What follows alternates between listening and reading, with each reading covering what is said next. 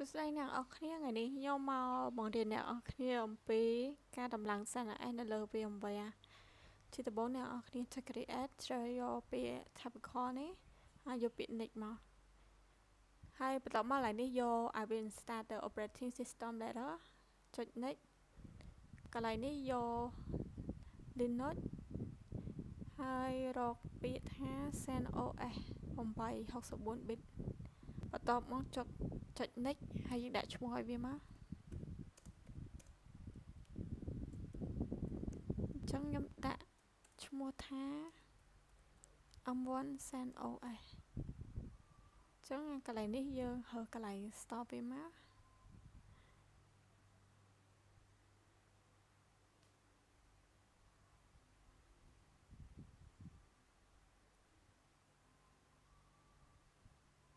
អូខេអញ្ចឹងយកពាក្យ next ហើយកន្លែងនេះយកពាក្យថា store virtual disk ហើយយកពាក្យ next ចឹងមកកន្លែងនេះយើងធ្វើការ customize hardware ចឹងបន្ទាប់មកទៀតចុចកន្លែងនេះមកហើយយើងយក 2G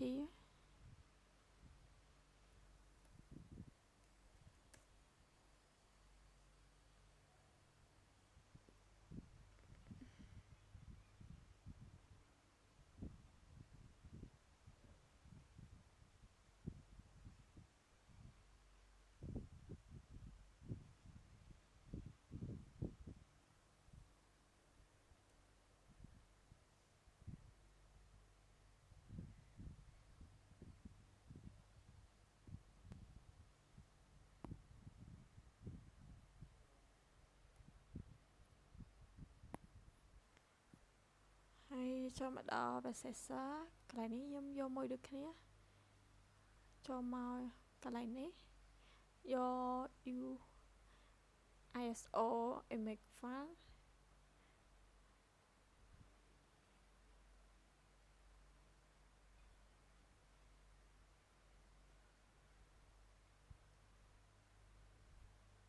ចឹងដោយសារតា CentOS ខ្ញុំបាន install ហើយបើសិនអ្នកនរគ្នានៅអ្នកនរគ្នាអាចធ្វើការ install បានហើយចុច close មកចុចពាក្យថា finish អូខេចឹងកន្លែងនេះអ្នកនរគ្នាយក power on មក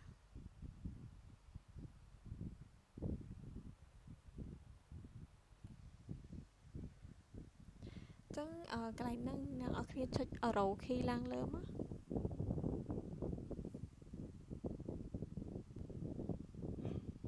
ចឹងកន្លែងហ្នឹងអ្នកនរគ្នាយកពាក្យថា install CentOS Stream 9ហ្នឹងហើយបន្ទាប់មកចុច enter ហើយបន្ទាប់មកអ្នកនរ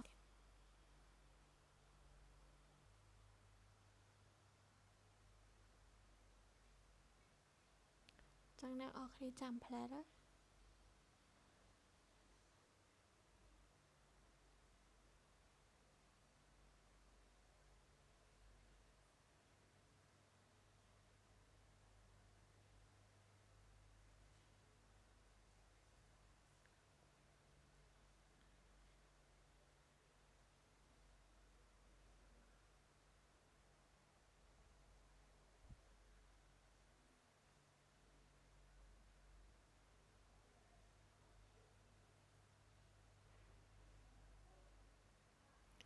ចឹងបន្ទាប់ពីយើងរងចាំហើយចូលមកដល់កន្លែងនេះយើងយកពាក្យថា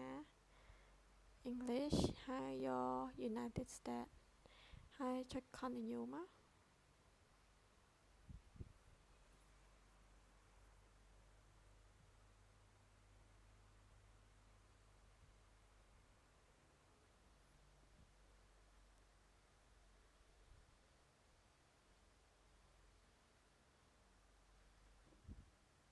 ចឹងកន្លែងនេះអ្នកនរគ្នាយក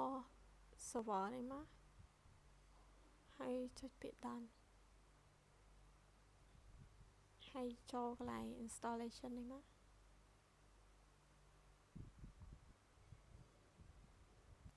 ហើយកន្លែងហ្នឹងយើងយក automatic ហើយយកពាក្យ done ចឹងចូលមកកន្លែង root password ម្ដង ចឹងកន្លែងនេះធ្វើការ add password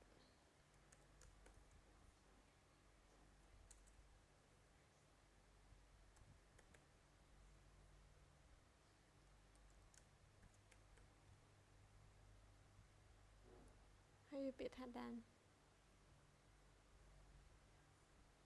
ចូលម្ដងកន្លែង create user ម្ដងចឹងយើងធ្វើការដាក់ឈ្មោះមក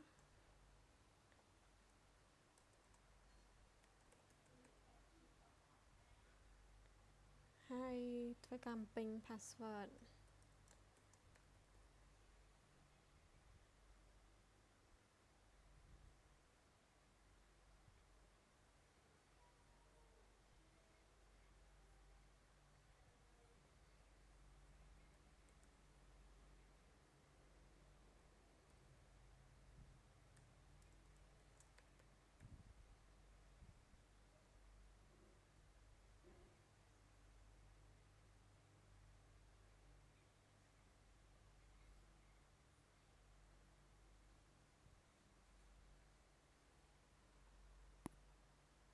ចឹងបន្ទាប់ពីបង្កើតឲ្យអស់យើងយកពាក្យថា begin installation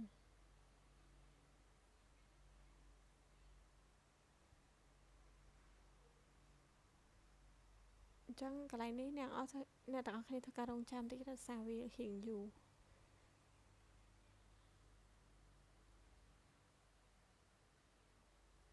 បន្ទាប់ពី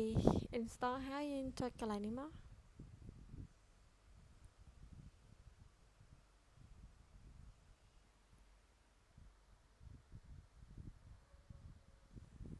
ចឹងកន្លែងនេះអ្នកទាំងអស់គ្នាធ្វើការ login មក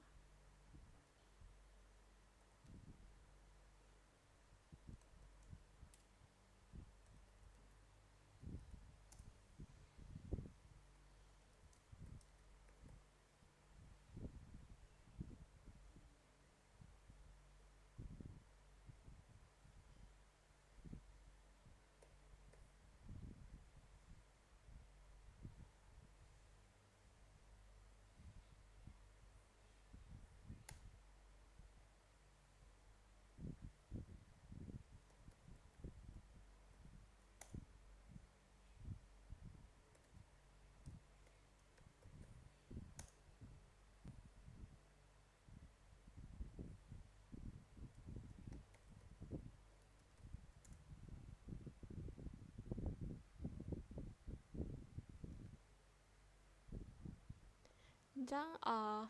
login បានហើយចឹងវីដេអូយើងចាប់ត្រឹមហ្នឹងអរគុណអ្នកនរគ្នាសម្រាប់ការចូលមើល